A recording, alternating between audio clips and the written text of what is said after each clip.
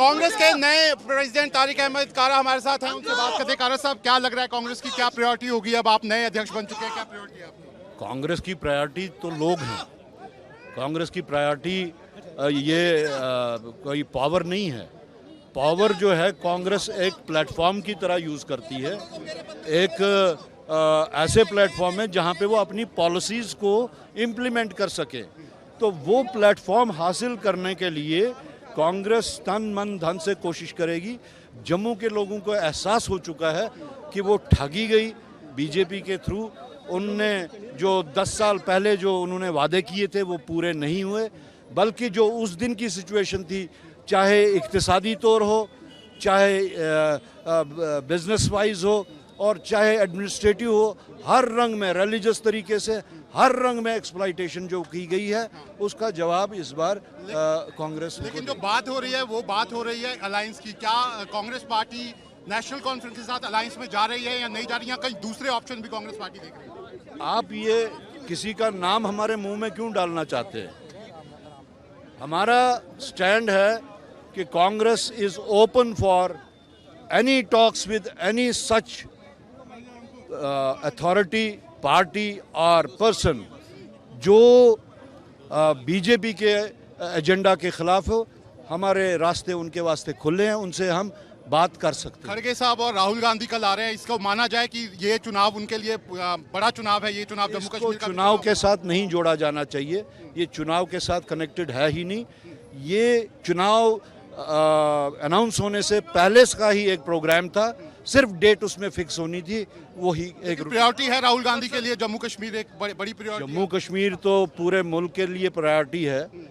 और जम्मू कश्मीर को जो लेबोरेटरी बनाया गया, अगर वो प्रायोरिटी ना होता तो बीजेपी ने इतने तजुर्बे जम्मू कश्मीर के साथ ना किए होते। और बीजेपी ने जुल्फिकार अली को ले लिया है पार्टी में, और कई को जुल्फिकार साहब को पार्टी में वो तो उनका लिया है, लेकिन नए लाइंस वो भी बनाने की कोशिश कर रहे हैं। वो उनका अपना प्रेरोगेटिव है, वो क्या करना। आप देख सकते हैं ये हैं तारिक हमीद कारा, जो कांग्रेस के नए यहाँ पर प्रेसिडेंट हैं। और साफ तौर पर उनका कहना है कि जिस तरीके से जो डेवलपमेंट होनी चाहिए थी जम्मू कश्मीर की, जिस तरह से काम होने चाहिए थे, वो नहीं हुए, और उसी को लेकर वो चुनाव जो है वो लड़ने वाले हैं। जम्मू कश्मीर में 10 सालों के बाद चुनाव हो रहे हैं और कांग्रेस पार्टी भी अपना पूरा दमखम इन चुनावों में लगा रही है। और कल खुद राहुल गांधी और खड़गे साहब जो हैं वो जम्मू आ रहे हैं और फिर कश्मीर भी जाएंगे। इन सब पर बात करने के लिए हमारे साथ चौधरी लाल सिंह हैं। चौधरी साहब, अगर हम बात करें बीजेपी की, तो उनका साफ तौर पर कहना है कि जम्मू कश्मीर से धारा 370 उन्होंने उठाई है, विकास के बहुत सारे काम किए हैं और उसी के बल पे उनको चुनाव जो है वो जनता जिताएगी जम्मू कश्मीर। उन्होंने ऐसे काम किए हैं कि पूरे 10 साल में एक बंदा नौकर नहीं किया। कमाल काम किए हैं। और हर जैसे आपको पेट्रोल पंप कम मिलेंगे, नेशनल हाईवे, स्टेट सड़कों पे आपको ठेके शराब के मिले। बहुत काम किए हैं। चिट्टा कभी 2014 से हमारे, जब ये 2014 में लोगों ने चिट्टा का नाम जम्मू कश्मीर में नहीं सुना था, ये काम किया इन्होंने। बहुत तरक्की की है। और 370 से जो हमारी शेर यूनिवर्सिटी जम्मू की थी, एक भी वाइस चांसलर आउटसाइडर नहीं था। हमारे प्रोफेसर थे। आज सारे प्रोफेसर खजल हो रहे हैं, पढ़े लिखे, उनसे बेहतर क्वालिफाइड। और उसके बाद जितनी यूनिवर्सिटीज थी हमारे बच्चे पढ़ते थे। आज IIM जम्मू का, IIT जम्मू का, सेंट्रल यूनिवर्सिटी जम्मू की। स्टूडेंट देखो, स्टूडेंट वहाँ पढ़ रहे हैं, कोई पूना, कोई दिल्ली, एडमिशन नहीं मिल रही। ये तरक्की हुई है। मैं कहना चाहता हूं। वो ये दावा करते हैं कि IIT बना है, IIM बना है, यानी कि विकास तो हुआ है। IIT हमने बिल्डिंग खानी है क्या? हमारे खाते में पड़े, हमें कहा जाए कि आपको 18,000 करोड़ रुपया दिया, तो पता लगा अमृतसर रोड जो वैष्णो माता जा रही, 18,000 करोड़ उसको दिया। और मेगा कंपनी को इलेक्ट्रिक बोर्ड में जो आपने देखा, जो इन्होंने एक फंड बनाया, वो पूछिए उस एजेंसी को कितना लिया? क्या बातें करते हो? इन्होंने एक पैसे का काम नहीं किया। क्राइम है, चोरी है, डकैती है, डोर कत्लेआम हो रहे हैं। यहाँ क्या नहीं हो रहा? मिलिटेंसी बढ़ चुकी है, फौजी मर रहे हैं, दुनिया तबाह होगी और क्या करना चाहते हैं। लेकिन आप मुझे बताइए कि चुनाव कैसे जीतेंगे आप लोग? क्या पिछली बार हम देखे थे लोकसभा चुनाव में आपका अलायंस हो गया था, फारूक साहब ने कहा हम अकेले जा रहे हैं, हम अलायंस में चुनाव नहीं करेंगे। कैसे आप क्या अलायंस कर पाएंगे? आपको लगता है इस बार आप चुनाव? मैं कहता हूँ अलायंस हो ना हो, कांग्रेस पार्टी इतनी मजबूत हो चुकी है, ये आपको बता दूं। अभी चोरी करने के बाद भी 10-11 लाख वोट सड़क पे है, देखा आपने?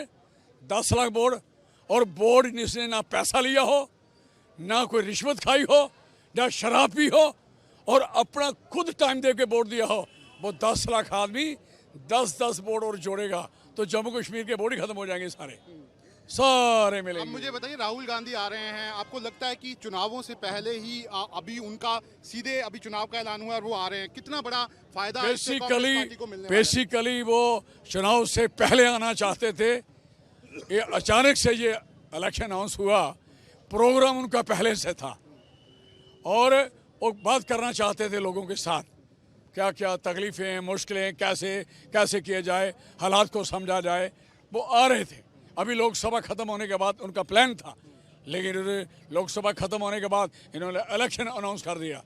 और दूसरा नंबर, राहुल गांधी ये बेहतर जानते हैं, लोकसभा में खड़े हुए सारे honourable prime minister of India, honourable home minister, honourable defence minister, सारे खड़े हो जाते हैं, सवाल पूछते हैं। कभी prime minister of India history में किसी अपोजिशन लीडर या एक एमएलए, एक एमपी के लिए कभी भी खड़े नहीं होते, नेवर। उसका जवाब उसकी पार्टी देती है, या उसकी ग्रांट हो तो लास्ट में देते हैं, एक कभी नहीं होता। इतना indisciplinal system, I am very sorry for that. मैं 10 साल एक गुड पार्लियामेंटेरी रहा हूँ, मेरे नाम है वहाँ, इनकी तरह थोड़ी हूँ। और हमारे सोमनाथ चटर्जी ने जो बायोग्राफी लिखी है उसमें 10 मेंबर पार्लियामेंटों के नाम है, I am one of them. मैं बेहतर जानता हूँ पार्लियामेंट में कैसे खड़े होना, क्यों खड़े होना, किसके लिए खड़े होना। जब अडवाणी साहब लोकसभा में खड़े होते थे, या सुषमा स्वराज खड़ी होती थी, वो थे जब एलओपी, पूरी कांग्रेस उनको सुनती थी, पूरा देश उनको सुनता था, पूरी बात उनको टोका टाकी नहीं होती थी। लेकिन अब आपको लग रहा है जम्मू कश्मीर में, क्योंकि मैराथन रैलीज जो हैं वो मोदी जी की भी होने वाली है, अमित शाह जी की भी, राजनाथ सिंह जी की भी, और दूसरी तरफ से राहुल गांधी, आपको लगता है एक सीधा मुकाबला उनका भी होगा, वो प्रचार करने आएंगे दोनों साइड से? यही तो लोकतंत्र है, मुकाबला, मैराथन हो, आपस में स्ट्रगल हो, और लोगों को जो अपनी तकलीफें हैं जो ज़्यादा समझा पाएगा। लोग वैसे तो समझे हुए हैं, लोगों को जिसको मीटर तंग कर रहा है, स्मार्ट मीटर, शक्ल देखो मीटर की रोज आग लगी होती है। एक खंबा देखना, एक मिनट ऐसे देखो ना, ऐसे ऐसे करो, ये देखो, एक मिनट दिखाओ ना, पहले इधर देखो इस खंबे की शक्ल, एक मिनट वो लाइट देखो। तो कहने का मकसद है बिजली की जो हालत और जो लोगों की है इन्होंने, किराए की हालत जो गांव के लोगों की है, जो चमड़ी उधेड़ी है इन लोगों ने, I am sorry for that. कितनी सीटें दिलाने वाले हैं आप? चौधरी लाल सिंह कितने सीटें दिलाने वाले हैं कांग्रेस पार्टी को इस बार? 90 सीट का? यस, हाँ, वो भी कह रहे, बीजेपी वाले कह रहे 50, हम 90 कह रहे हैं, हम 40 ज़्यादा लेंगे, और क्या है। ठीक है, तो आप देख सकते हैं ये चौधरी लाल सिंह है, अपनी बातों के लिए हमेशा ये जाने जाते हैं, और ये भी कह रहे हैं कि 90 में से 90 सीट दिलवाएंगे, लेकिन ज़रूर मुकाबला कड़े होने वाला है, क्योंकि राहुल गांधी एक तरफ से आ रहे हैं और दूसरी तरफ से प्रधानमंत्री नरेंद्र मोदी और अमित शाह की भी यहाँ पर मैराथन रैलीज जो हैं वो होने वाली हैं। वीडियो जर्नलिस्ट इजाज अहमद के साथ Shahnawaz Khan, news nation, Jammu. News nation अब व्हाट्सएप पर खबरों के ताजा अपडेट के लिए न्यूज नेशन के इस QR कोड को स्कैन करें।